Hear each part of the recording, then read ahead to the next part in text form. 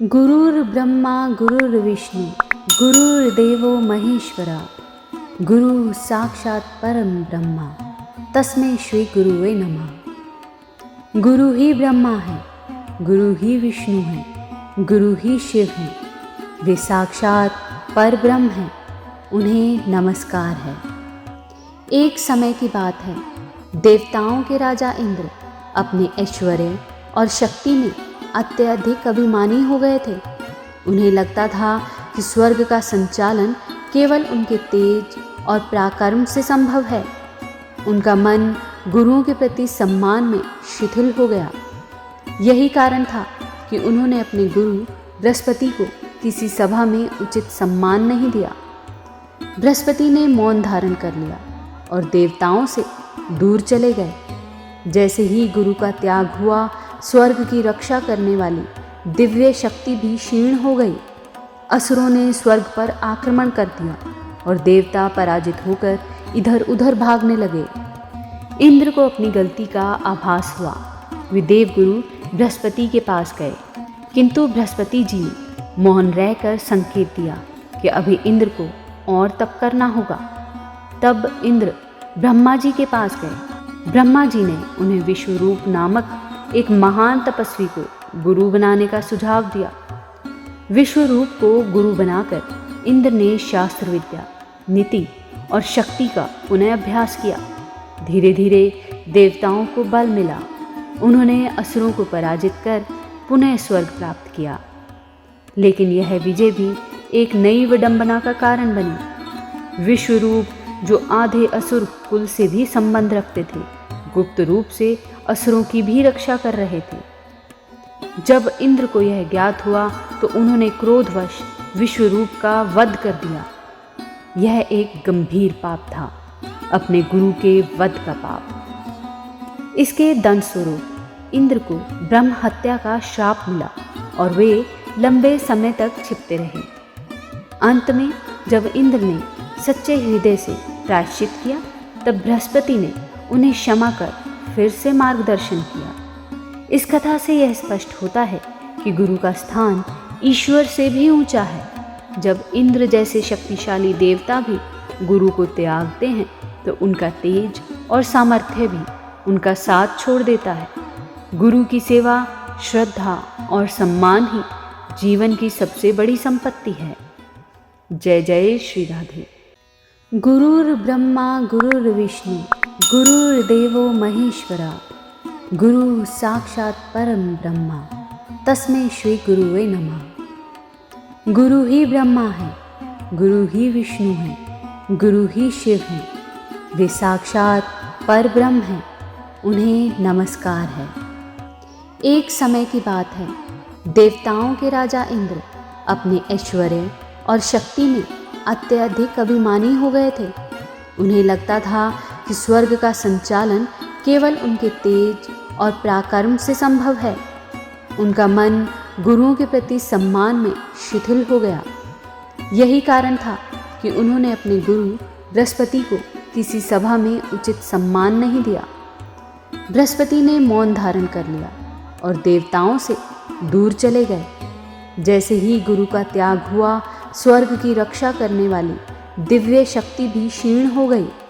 असुरों ने स्वर्ग पर आक्रमण कर दिया और देवता पराजित होकर इधर उधर भागने लगे। इंद्र को अपनी गलती का आभास हुआ। वे देवगुरु बृहस्पति के पास गए, किंतु बृहस्पति जी ने मौन रहकर संकेत दिया कि अभी इंद्र को और तप करना होगा। तब इंद्र ब्रह्मा जी के पास गए। ब्रह्मा जी ने उन्हें विश्वरूप नामक एक महान तपस्वी को गुरु बनाने का सुझाव दिया। विश्वरूप को गुरु बनाकर इंद्र ने शास्त्र विद्या, नीति और शक्ति का पुनः अभ्यास किया। धीरे धीरे देवताओं को बल मिला। उन्होंने असुरों को पराजित कर पुनः स्वर्ग प्राप्त किया। लेकिन यह विजय भी एक नई विडंबना का कारण बनी। विश्वरूप, जो आधे असुर कुल से भी संबंध रखते थे, गुप्त रूप से असुरों की भी रक्षा कर रहे थे। जब इंद्र को यह ज्ञात हुआ तो उन्होंने क्रोधवश विश्वरूप का वध कर दिया।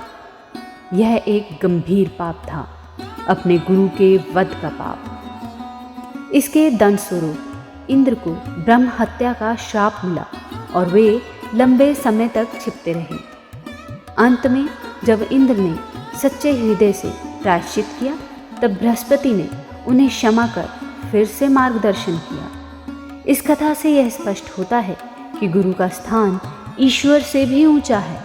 जब इंद्र जैसे शक्तिशाली देवता भी गुरु को त्यागते हैं, तो उनका तेज और सामर्थ्य भी उनका साथ छोड़ देता है।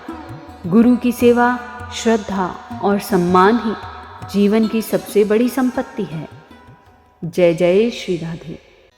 गुरुर् ब्रह्मा गुरुर्विष्णु गुरुर्देवो महेश्वरा, गुरु साक्षात परम ब्रह्मा, तस्मै श्री गुरुवे नमः। गुरु ही ब्रह्मा है, गुरु ही विष्णु है, गुरु ही शिव है। वे साक्षात पर ब्रह्म हैं, उन्हें नमस्कार है। एक समय की बात है, देवताओं के राजा इंद्र अपने ऐश्वर्य और शक्ति में अत्यधिक अभिमानी हो गए थे। उन्हें लगता था कि स्वर्ग का संचालन केवल उनके तेज और पराक्रम से संभव है। उनका मन गुरुओं के प्रति सम्मान में शिथिल हो गया। यही कारण था कि उन्होंने अपने गुरु बृहस्पति को किसी सभा में उचित सम्मान नहीं दिया। बृहस्पति ने मौन धारण कर लिया और देवताओं से दूर चले गए। जैसे ही गुरु का त्याग हुआ, स्वर्ग की रक्षा करने वाली दिव्य शक्ति भी क्षीण हो गई। असुरों ने स्वर्ग पर आक्रमण कर दिया और देवता पराजित होकर इधर उधर भागने लगे। इंद्र को अपनी गलती का आभास हुआ। वे देवगुरु बृहस्पति के पास गए, किंतु बृहस्पति जी ने मौन रहकर संकेत दिया कि अभी इंद्र को और तप करना होगा। तब इंद्र ब्रह्मा जी के पास गए। ब्रह्मा जी ने उन्हें विश्वरूप नामक एक महान तपस्वी को गुरु बनाने का सुझाव दिया। विश्वरूप को गुरु बनाकर इंद्र ने शास्त्र विद्या, नीति और शक्ति का पुनः अभ्यास किया। धीरे धीरे देवताओं को बल मिला। उन्होंने असुरों को पराजित कर पुनः स्वर्ग प्राप्त किया। लेकिन यह विजय भी एक नई विडंबना का कारण बनी। विश्वरूप, जो आधे असुर कुल से भी संबंध रखते थे, गुप्त रूप से असुरों की भी रक्षा कर रहे थे। जब इंद्र को यह ज्ञात हुआ, तो उन्होंने क्रोधवश विश्वरूप का वध कर दिया। यह एक गंभीर पाप था, अपने गुरु के वध का पाप। इसके दंड स्वरूप इंद्र को ब्रह्म हत्या का श्राप मिला और वे लंबे समय तक छिपते रहे। अंत में जब इंद्र ने सच्चे हृदय से प्रायश्चित किया, तब बृहस्पति ने उन्हें क्षमा कर फिर से मार्गदर्शन किया। इस कथा से यह स्पष्ट होता है कि गुरु का स्थान ईश्वर से भी ऊंचा है। जब इंद्र जैसे शक्तिशाली देवता भी गुरु को त्यागते हैं, तो उनका तेज और सामर्थ्य भी उनका साथ छोड़ देता है।